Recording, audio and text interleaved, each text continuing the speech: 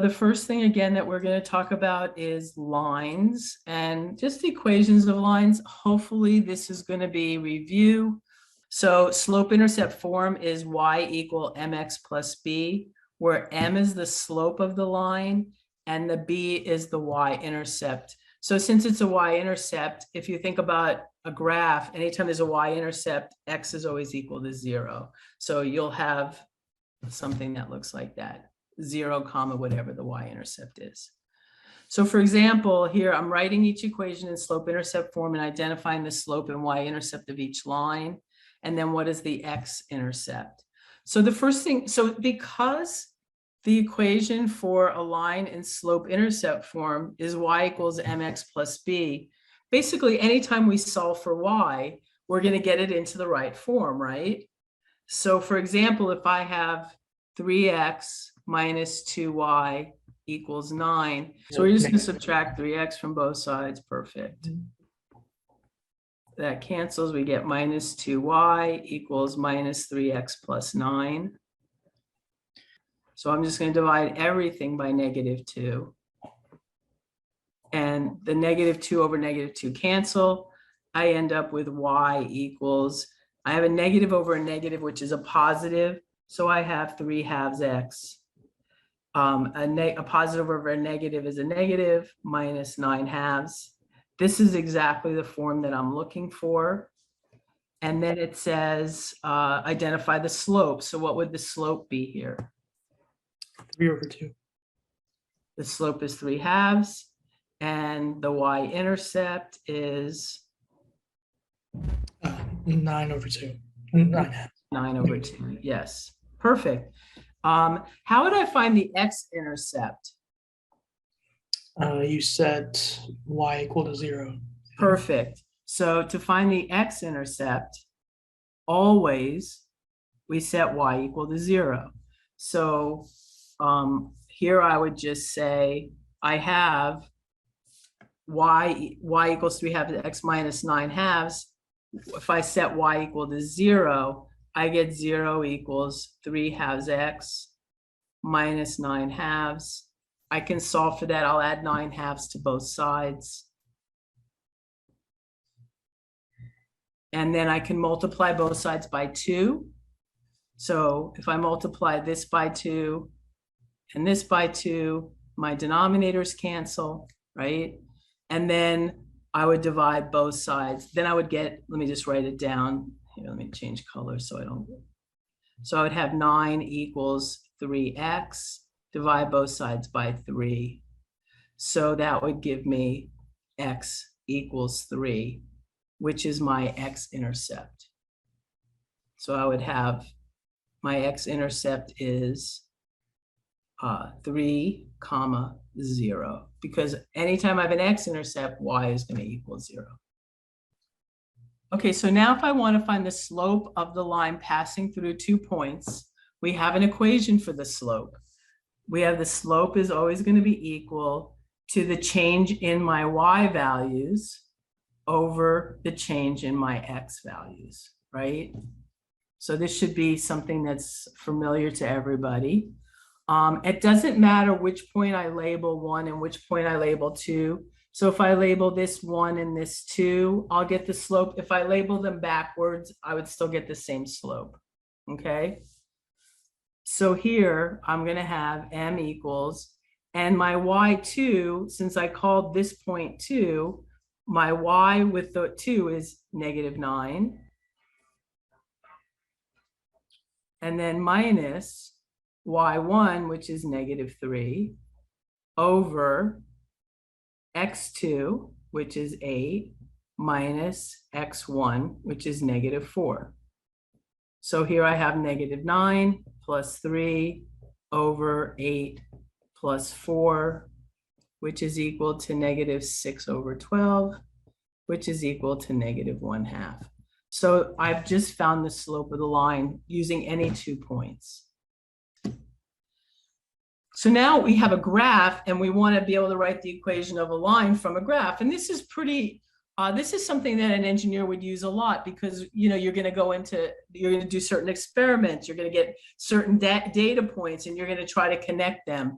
And once you connect them, you want to know, is there some equation that will give you other points on this line, you know? So if I want to find the slope, again, I would just say, well, y equals mx plus b. And I don't know y or x, but I can find the slope just from this graph, because the slope we can also think of as the rise over the run. Because remember, it's the change in the y values, which is how high it's going, over the run, which is the change in the x values. So I can literally just look at this graph and count. So I can say 1, 2, 3, 4. I'm going up 4. So my y value, my rise is 4. And my run, I'm going over 2 in the positive direction. So it would be 2. So now I have my slope.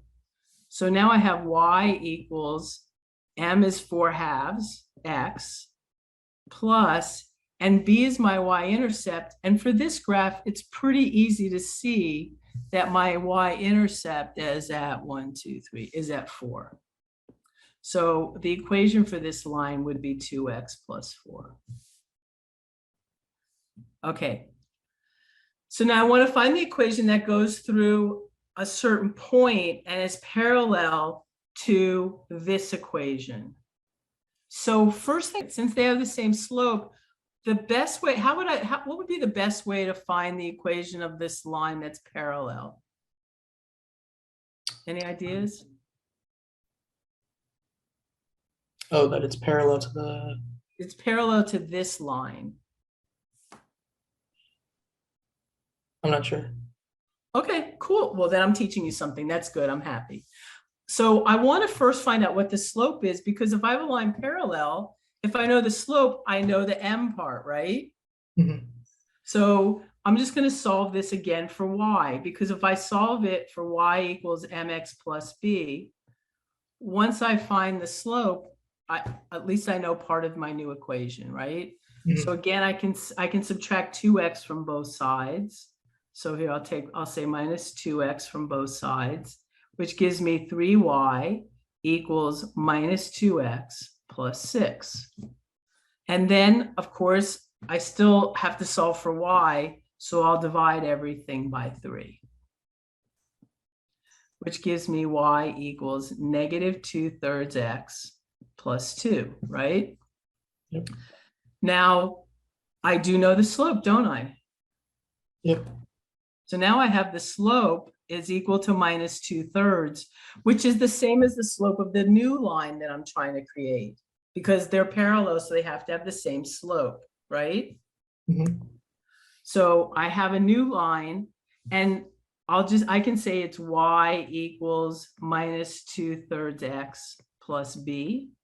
So then I can like plug in here this x and y, and then I can find out what b is.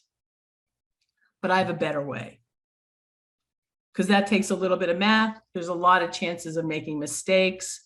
So I prefer that you don't use, it doesn't say it here. Notice it doesn't say put it into slope-intercept form. It just says an equation. And there is another equation besides slope-intercept form. So we have slope-intercept. Let me just write this down. Slope-intercept form is obviously y equals mx plus b. And we have another form of a line called point slope. And that's going to be y minus y1, because we have a point, so we know what that point has a y value, equals m times x minus x1, where that x1 is related to that y1. Okay, so this is a better equation for this, because here, notice I already have the point. So my point, so this is x1 comma y1, right? So that means I can write an equation y minus y1 equals m, which I already know is minus 2/3 times x minus 6. So now my equation for this line is y plus 1 equals, I'm just expanding it, negative 2/3 times x plus 6. And it's not in slope-intercept form, but it's obviously in point-slope form. So that's the answer. That's a fine equation. You don't even have to solve it into slope-intercept form. Did that make sense to you? Yeah, that one makes. Okay, good. And it's a lot easier to do that, right? So that point slope is going to be your friend. For example, here, again, it says finding equations for parallel and perpendicular lines. So we have a secant line. A secant line is a line that connects 2 points with a line. So for example, let's say I had a parabola, just for example, okay? Obviously, we're not talking about parabolas here, but I have a point here and a point here. The line that connects those 2 points is called the secant line. And notice it's a straight line. So we can find an equation for that line, right? Because it's got a slope and it's got a y-intercept. So a secant line is drawn using those 2 points on the graph of the function shown. Find the equation of the line that is parallel to the secant line and goes through the point negative 1, 4. We have 2 points here that we know that the graph goes through. So we can find the slope first by saying y2 minus y1 over x2 minus x1. So for this one, I'll do it backwards. I'll call this point 2 and this point 1. It doesn't really matter is what I'm saying. So y2 would be 0. Y1 would be negative 2. X2 is negative 4 and y2 is positive 2. So here I have 2 over negative 6, which is equal to negative 1/3. So now I found my slope. Now watch how easy this is. Once I have my slope, well, if I put it in point slope, which is again y minus y1 equals m times x minus x1, then I have y minus, and here's my point. So y1 is going to be negative 4. M, we found our slope is minus 1/3 times x minus 1. So I get y plus 4 equals negative 1/3 times x plus 1. Now for B, what is the rule about perpendicular? Do you remember? The slope of a line perpendicular, and perpendicular means it meets at a right angle, so I write it like that, is going to equal the negative reciprocal of the other slope. So it's always negative and it's always the reciprocal, okay? So since I know that, and I know this is the line that's parallel, I can, and it's going through the same point, right? So it can just be y plus 4 equals, so the slope is negative 1/3. The slope of the perpendicular line is going to be what? Positive. Positive what? 3 over 1, so 3. Positive 3, and the point is still the same. So this is the parallel line, and this is the perpendicular line. And all I did notice is change the slope, because that's the only thing that really is different. Okay? Make sense? All right. So again, here is basically point slope form, which I already showed you. And if you have a hard time remembering point slope form, think of it like here's basically the equation of a slope. Like if this was y1 and y2, right? And then all we're doing is multiplying both sides by the denominator, and it literally just comes out to that. So if you ever have a problem with remembering point slope, just remember the equation for the slope of the line and then turn it into, then just multiply both sides by the denominator, okay? And let's see what we have last. Find the equation of a line in point slope form if m equals 2/3 and I have the point -3 is on the line, then we can graph the line. So I'll let you just do this. This one's pretty quick and easy. Okay.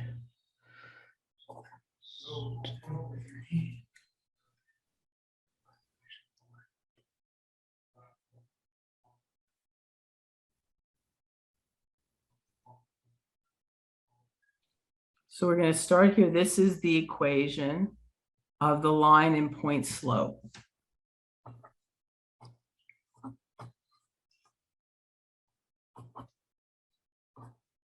So it's y minus -3. And then, yeah, and then equals 2/3 times x minus -3. Perfect. That's really all it is. I mean, it's not complicated.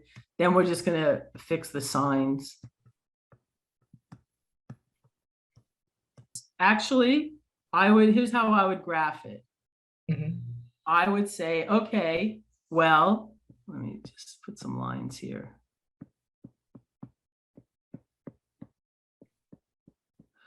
I don't know what the y-intercept is, but I have a point -3, -3, right?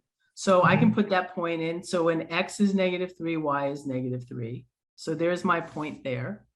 And then I have a slope of 2/3, which means I have a rise of 2 over a run of 3. So I can count up 1, 2 over 3, 1, 2, 3. So here's my second dot. Did that make sense how I showed you that second dot? Yeah. And then all I need is 2 points and I have a line and I can just connect those 2 points and there's the graph of the line. Got it.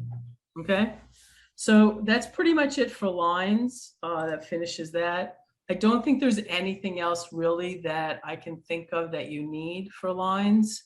Again, if you have any questions. So, if you're given points, you're given some x and y, but remember, y equals mx plus b doesn't have to be x and y. It could be z and t. Don't worry about that. What we call the x is the independent variable, because whenever I have something like y equals mx plus b, the first thing I'm going to do is, let's say I have y equals 2x plus 1, I'm going to find points by plugging in x, right? So if x is 1, y is 3.